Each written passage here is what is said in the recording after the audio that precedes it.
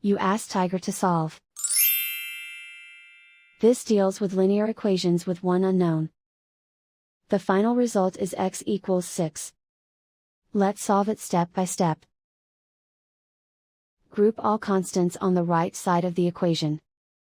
Add 3 to both sides.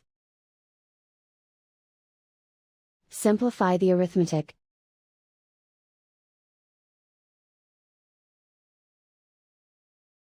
Isolate the x. Divide both sides by 5.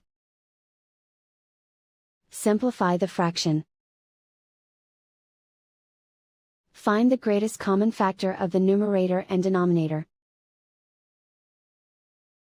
Factor out and cancel the greatest common factor. And so the final result is x equals 6.